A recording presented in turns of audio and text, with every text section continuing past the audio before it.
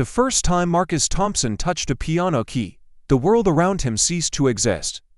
It was 1932, in a small Baptist church in Greenwood, Mississippi, where his mother worked as a cleaner. He was just 6 years old. Sneaking into the empty sanctuary before dawn, drawn to the majestic grand piano that stood sentinel near the pulpit. The morning light filtered through stained glass windows, casting rainbow shadows across the ivory keys as his small fingers pressed down, releasing a single, pure note into the silence. That moment changed everything. By age 12, Marcus could reproduce any melody he heard, his fingers dancing across the keys with a natural grace that left churchgoers breathless. Every Sunday, while other children fidgeted in their pews, Marcus sat at the piano, transforming traditional hymns into soul-stirring symphonies that made even the most stoic deacon sway. His gift wasn't just in playing the notes, it was in the way he could reach into a piece of music and pull out its beating heart, making everyone in the room feel his pulse in their bones. "That wo's got heaven in his hands," the church ladies would whisper, dabbing at their eyes with embroidered handkerchiefs. But Marcus's mother, Sarah Thompson, saw beyond the Sunday morning acclaim. She saw a future for her son that stretched far beyond the church walls, beyond the cotton fields that hemmed in their small town, beyond the limitations that society had drawn around them in heavy, dark lines. Sarah worked extra shifts at the church and as a housemaid, squirreling away dollars and dimes until she had enough to buy a battered upright piano from a garage sale. She positioned it in their tiny living room, the wooden floors groaning under its weight.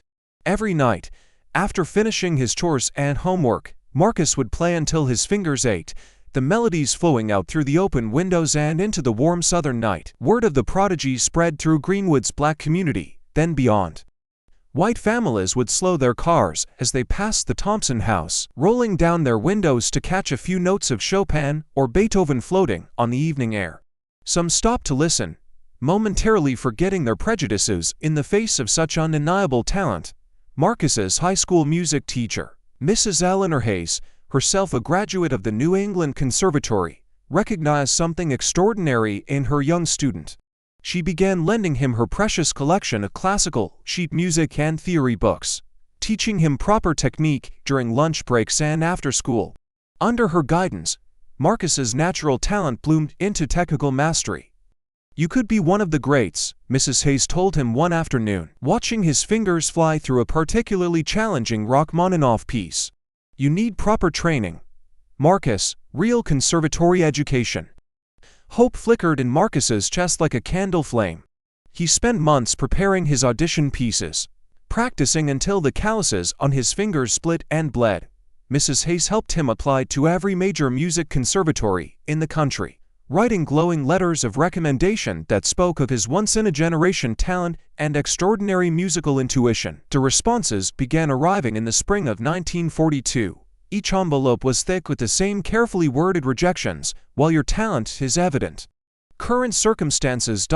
limited positions available ... They all meant the same thing. No conservatory was ready to accept a black student, no matter how gifted. The final rejection came from the prestigious Curtis Institute of Music in Philadelphia. Marcus had pinned his highest hopes on Curtis, known for accepting students solely on the basis of artistic promise. The letter arrived on a sunny Tuesday afternoon. He read it on the front porch, the paper trembling in his hands, while inside, the piano sat silent, its keys waiting for fingers that wouldn't touch them for days. That evening, as Marcus sat in the growing darkness, his mother's voice cut through his despair. "You remember what your granddaddy used to say when they closed the front door? Look for the back window." She sat beside him, her work-worn hands covering his. "They can stop you from entering their schools, but they can't stop the music in your soul. We'll find another way." Marcus looked at his mother's face, lined with years of hard work and worrying, yet still shining with unshakable faith. In that moment, something shifted inside him. The bitter taste of rejection began to transform into something else: determination. If they wouldn't let him through their doors, he would build his own path. The next morning, he rose before dawn, just as he had on that first morning in the church so many years ago.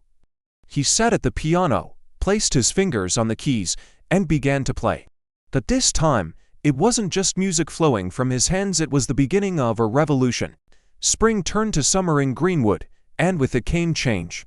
Marcus took a job as the full-time pianist at First Baptist, but his dreams reached far beyond the church's wooden walls.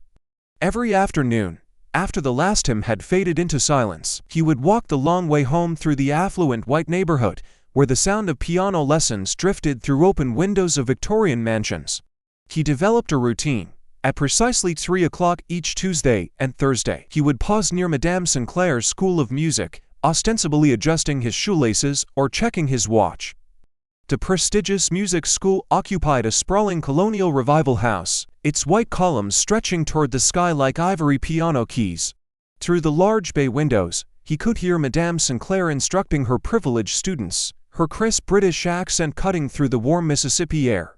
No, darling, the emphasis must be on the first beat. Listen carefully. Double quotes. And Marcus did listen, absorbing every word, every correction, every nuance of instruction. He began to understand not just how to play, but how to teach. On Mondays and Wednesdays, he lingered near Professor Heinrich Weber's studio, where the German maestro drilled his students in classical technique. The hand position is everything, the professor would boom, his voice carrying clearly to where Marcus stood, in the shade of a magnolia tree. Like holding the small bird, firm enough to keep it from flying away, gentle enough not to crush its wings. Marcus took these stolen lessons home with him, scribbling notes in a worn composition book late into the night. He began to see patterns in the teaching styles, what worked, what didn't, how different students responded to different approaches, but more importantly, he began to notice what was missing. The traditional teaching methods, he realized, treated music like a mathematical equation, rigid, structured, unchangeable, but Marcus knew music differently. He had learned it first through the soul-stirring rhythms of gospel, through the way his mother hummed while working, through the complex harmonies of Negro spirituals that told stories of pain and hope and freedom. One Sunday after service, little Jimmy Washington, the deacon's son, asked Marcus to teach him to play, rather than starting with scales and theory, as Madame Sinclair would have done. Marcus asked Jimmy to clap out the rhythm of his favorite hymn. "Music lives in your body first," he told the boy. "Before it reaches your fingers, it must flow through your heart." Word spread quickly through the black community. Soon, Marcus had a small group of students gathering in the church after services. He taught them differently, and the classical instructors across town. Instead of drilling them endlessly on proper hand position, he taught them to feel the music's pulse, to understand its emotional core. He combined the technical precision he'd learned from his eavesdropping with the soulful expression he'd developed in church. His methods were unconventional. He would have his students dance to understand rhythm, sing to grasp melody, and tell stories to capture emotion. "Music isn't just notes on a page," he would say. "It's the sound of life itself." He developed exercises that made complex musical concepts accessible to everyone, regardless of their background or formal education. One of his most innovative techniques involved using familiar songs to teach classical principles. He would show his students how the same emotions that powered their favorite spirituals could be found in Beethoven's symphonies, how the rhythm of work songs shared DNA with Mozart's sonatas. By building bridges between their lived experiences and classical traditions, he made high art accessible without diminishing its complexity. The results were remarkable. Children who had never touched a piano before were soon playing with both technical skill and emotional depth. Adults who thought themselves too old to learn found their fingers dancing across the keys. Marcus's students might not have been able to read complex sheet music yet, but they understood music in a way that many conservatory students never would. Working with students who couldn't afford traditional lessons forced Marcus to be creative. He developed memory techniques for those who couldn't buy sheet music, created rhythm exercises using household items, and found ways to teach proper finger positioning without having access to a piano between lessons. What started as adaptations born of necessity began to reveal themselves as powerful teaching tools in their own right. One day, as he watched 10-year-old Sarah Jong Masters perfectly execute a piece she'd learned entirely by ear, Marcus realized something profound. His rejection from the conservatories hadn't just closed a door. It had forced him to create something entirely new. Something that might, in time, prove more valuable than the education he'd been denied. As summer faded into autumn, Marcus's teaching practice continued to grow. He now had students from all across the black community, and even a few brave white children who came in through the back door of the church, drawn by whispered stories of the remarkable young teacher who could make anyone understand music. What he didn't know then was that his innovative methods were about to catch the attention of someone who would change everything, someone who would help him transform these underground music lessons into something that would challenge the very foundations of musical education in America. The change came on a crisp October morning in 1943 when Dr. Elizabeth Blackwell stepped into First Baptist Church during one of Marcus's group lessons. The renowned musicologist from Chicago had heard whispers about an innovative young teacher in Mississippi who was doing something extraordinary with music education. Dr. Blackwell sat silently in the back pew, watching as Marcus guided his students through what he called the heartbeat exercise. Children of various ages stood in a circle, eyes closed, tapping out complex rhythms on their chests while humming a Bach melody. The sophistication of their musical understanding was undeniable. "Mr. Thompson," she approached him after the lesson, her gray eyes sharp with interest. "I've observed teaching methods at conservatories across Europe and America, but I've never seen anything quite like this." She paused, adjusting her wire-rimmed glasses.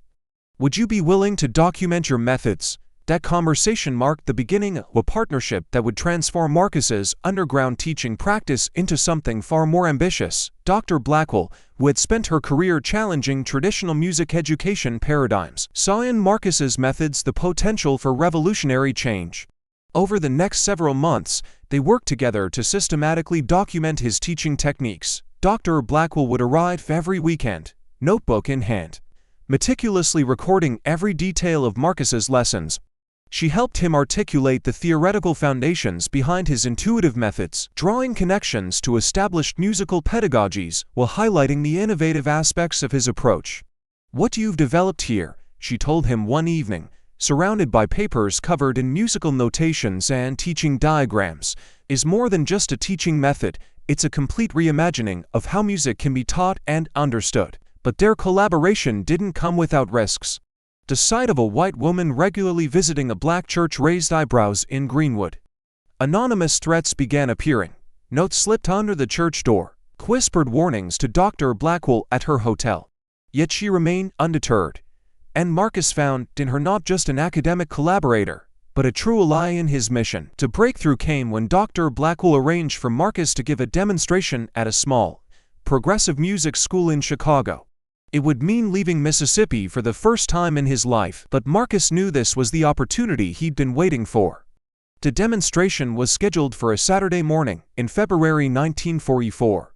Marcus brought 3 of his most accomplished students, Sarah Jean Masters, now 12 and playing at near professional level; James Washington Jr., whose improvised harmonies could make a congregation weep; and Mary Louise Cooper, a factory worker's daughter, whose musical memory could retain entire symphonies after a single hearing.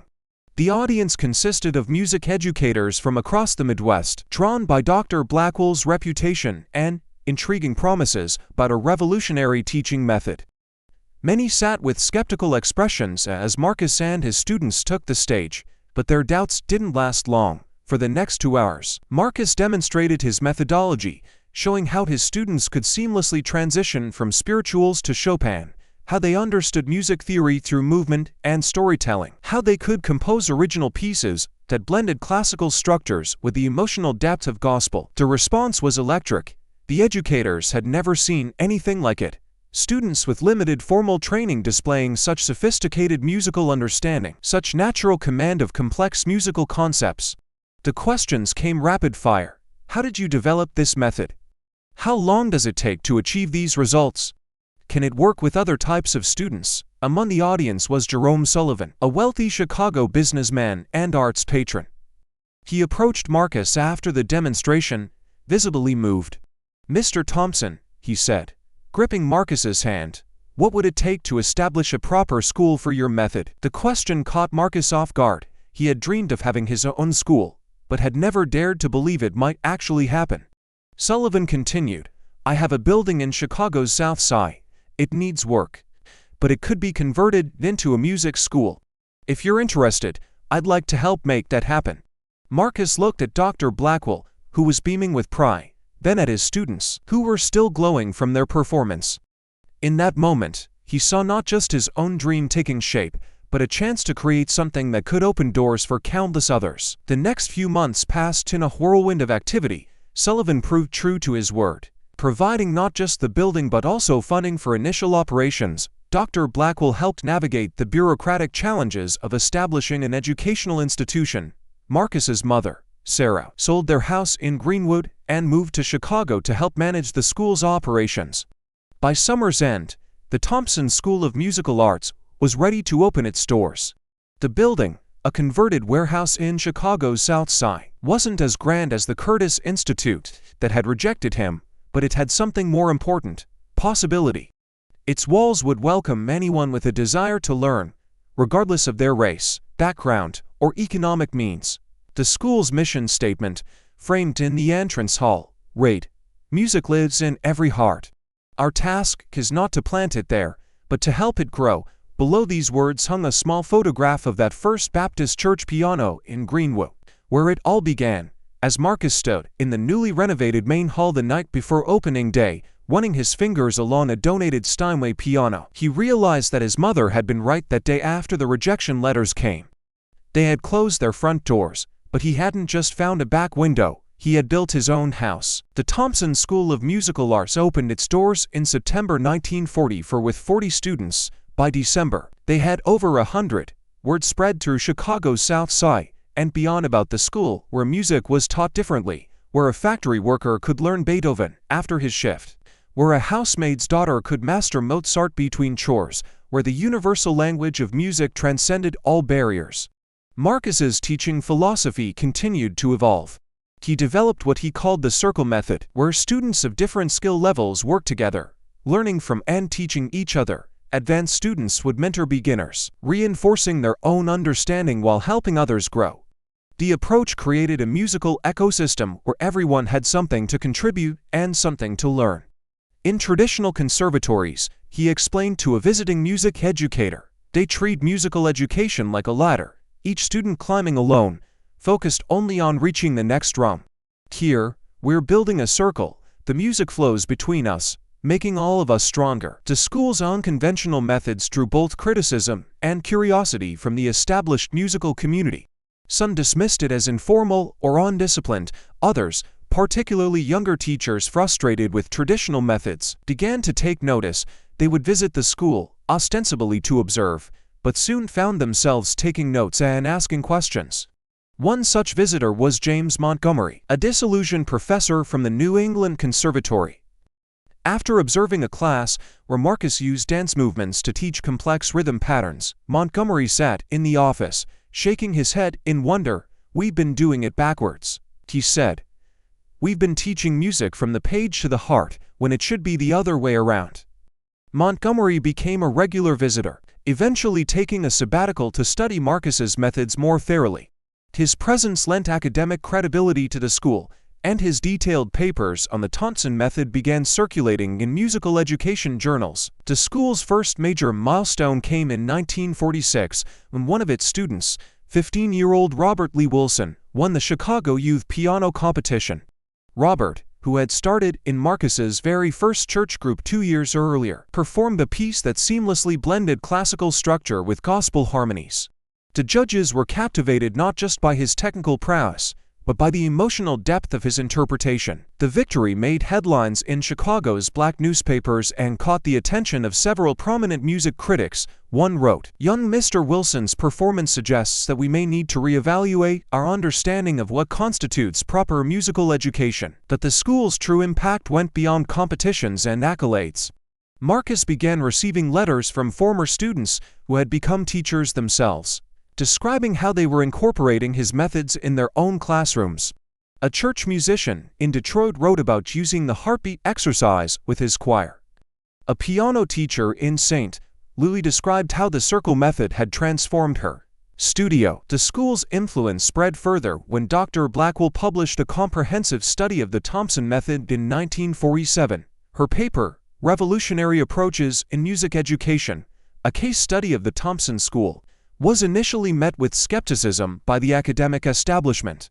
However, the undeniable results, students achieving in months what traditionally took years, forced many to take notice. Marcus continued to innovate. He developed new techniques for teaching music theory through visual art, created exercises that connected mathematical concepts to musical composition, and designed methods for teaching improvisation that drew from both jazz and classical traditions. Each innovation seemed to unlock new possibilities for his students. The school's reputation grew steadily, attracting students from across the country. Marcus insisted on maintaining the school's original mission, ensuring that talent and dedication, not wealth or background, determined who could study there. He established a scholarship fund, supported by benefit concerts where advanced students performed alongside professional musicians. One particularly memorable concert featured a performance by Margaret Chan, a Chinese-American student whose parents worked in a laundry. Her rendition of Rachmaninoff's Second Piano Concerto, performed with the school's ensemble, brought the audience to their feet. In the front row sat her parents, tears streaming down their faces as they watched their daughter, who had practiced on a paper keyboard until the school provided her with a real piano, command the stage with the confidence of a seasoned professional. By 1948, the school had outgrown its original building. Sullivan, seeing the success of his investment, helped secure a larger property. The new location, a converted theater in a more central part of Chicago, symbolized the school's growing prominence. Yet Marcus insisted on maintaining a satellite campus in the South Side, ensuring the school remained accessible to the community where it began. The expansion allowed Marcus to implement more of his innovations. He created a music laboratory where students could experiment with different instruments and styles, a recording studio where they could study their own performances, and a community concert hall where students of all levels could perform for their families and neighbors. As the decade drew to a close, the Thompson School of Musical Arts had become more than just a school. It was a movement. Its graduates were beginning to make their mark in the music world. Its teaching methods were being studied and adopted by other institutions, and its success was challenging long-held assumptions about who could excel in classical music. Yet for Marcus, the most meaningful moments remained the simple ones: watching a child's face light up when they first understood a musical concept, seeing adults rediscover their love of music, hearing his students make the piano sing in ways that would have made his younger self weep with joy. One evening, as he locked up the school after a long day of teaching, he heard music drifting from one of the practice rooms. Tearing in, he saw an advanced student helping a beginner master a difficult passage. Using the same patient encouragement he had once shown his first students in that small church in Greenwood. The circle, he realized, was complete, and still growing. The turning point came in the spring of 1950, when an unexpected letter arrived at the Thompson School of Musical Arts. It was from the Curtis Institute of Music, the same institution that had rejected Marcus 8 years earlier. They were requesting a formal presentation of the Thompson method to their faculty. Marcus stood in his office, the letter trembling slightly in his hands, just as that rejection letter had years ago. But this time, his mother Sarah's voice in his head carried a different message. "You didn't just find a window, son. You built a whole house, and now they're knocking on your door." The presentation was scheduled for May 1950. Marcus chose to bring not just his current students, but also his first generation of graduates who had become teachers themselves. Among them was Sarah Jean Masters, now celebrated pianist and instructor, and James Washington Jr., who had established a successful music program in Detroit using the Thompson method. The Curtis Institute's concert hall was packed with faculty, students, and representatives from other prestigious conservatories. Marcus began not with words, but with music. He had his team demonstrate how a complete beginner could grasp complex musical concepts through the heartbeat exercise, how the circle method could accelerate learning, and how his approach to theory through movement and storytelling made abstract concepts concrete. The demonstration culminated in a unique performance, a piece specially composed by Marcus that brought together classical structure, gospel harmonies, and jazz improvisation. It was performed by an ensemble of his students, some who had been reading music for years, others who had learned it entirely by ear, each contributing their unique voice to the whole. The silence that followed the performance was profound. Then, Dr. Richard Carlton, the head of Curtis's piano department, stood up. "Mr. Thompson," he said, his voice carrying across the hall, "we invited you here today thinking we would see an interesting teaching experiment. Instead, you've shown us the future of music education. The impact was immediate and far-reaching. The Curtis Institute became the first major conservatory to formally incorporate elements of the Thompson method into its curriculum. Others followed. By 1952, aspects of Marcus's teaching approach were being adopted by music schools across the country. But Marcus's greatest satisfaction came from watching his methods reach beyond the formal music education system. Public schools began incorporating his techniques into their music programs. Community centers used his approach to make music education accessible to underprivileged communities. His methods even found their way into music therapy programs, where the emotional connection to music he emphasized proved particularly effective. In 1953, Harvard University's School of Education published a comprehensive study of the Thompson method's impact on music education. The results were stunning. Students taught using his methods showed faster progress, better retention, and most importantly, a deeper emotional connection to music than those taught through traditional methods alone. The study caught the attention of the national press. The New York Times ran a feature titled, "A Revolution in Music Education: How Mississippi Church Pianists Changed How We Teach Music." The article traced Marcus's journey from the Baptist Church in Greenwood to his position as one of the most influential music educators in America. Recognition came from unexpected places. The same year, the National Conservatory Association invited Marcus to give the keynote address at their annual conference. Standing at the podium, looking out at a sea of faces representing the very institutions that had once rejected him, Marcus began his speech with a simple truth: music doesn't discriminate. It's time our education system followed suit. His words resonated beyond the music world. The Thompson School's success became a powerful argument in the growing civil rights movement. An example of what was possible when artificial barriers were removed and talent was allowed to flourish regardless of race or background. In 1955, Marcus received the National Medal of Arts, the first black music educator to be so honored. During the ceremony, one of his original students from the Greenwood Church days performed a piece that moved the audience to tears. The performance was broadcast on national radio, allowing millions to hear the fruits of Marcus's revolutionary approach. The Thompson School continued to grow and evolve. Satellite campuses opened in Detroit, New Orleans, and Atlanta, each adapting his methods to their local musical traditions while maintaining the core principles. The school's graduates went on to become performers, teachers, and innovators in their own right, spreading the Thompson method even further. Yet Marcus never forgot his roots. Every Sunday, no matter how busy he became, he would play piano at a local church, keeping alive the connection to the spiritual music that had first opened his heart to the power of music. He also maintained a special scholarship program for students from Greenwood, ensuring that his hometown continued to benefit from the opportunities he had created. In his later years, Marcus would often sit in on beginner classes at his school, watching new generations of teachers use and adapt his methods. "The music lives on," he would say, "not just in the notes we play, but in the doors we open for others."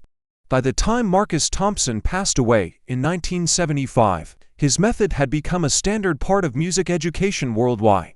The Thompson School of Musical Arts had grown into a network of institutions, and his teaching principles had been integrated into countless music programs, from prestigious conservatories to humble community centers. At his memorial service, held in that same Chicago theater that had become his school's home, thousands gathered to pay tribute. The music that filled the hall that day was a testament to his legacy. Classical pieces performed with gospel soul, jazz improvisation built on classical foundations, spirituals elevated to symphonic heights. It was the sound of barriers breaking down, of traditions blending and evolving, of music finding its most authentic voice. The final piece performed that day was an original composition by one of his last students, a young prodigy from the South Side. As the music soared through the hall, those present could feel the truth of Marcus's favorite saying: "Music lives in every heart." Our task is not to plant it there, but to help it grow. Today, the Thompson method continues to revolutionize music education. His story serves as a reminder that sometimes, when doors are closed, the best response isn't to find another way in. It's to build something entirely new, something that opens doors for generations to come. The little boy who once sneaked into a church to touch a piano had done more than master the instrument. He had changed the way the world teaches music, proving that the greatest compositions often come not from following the established score, but from writing your own.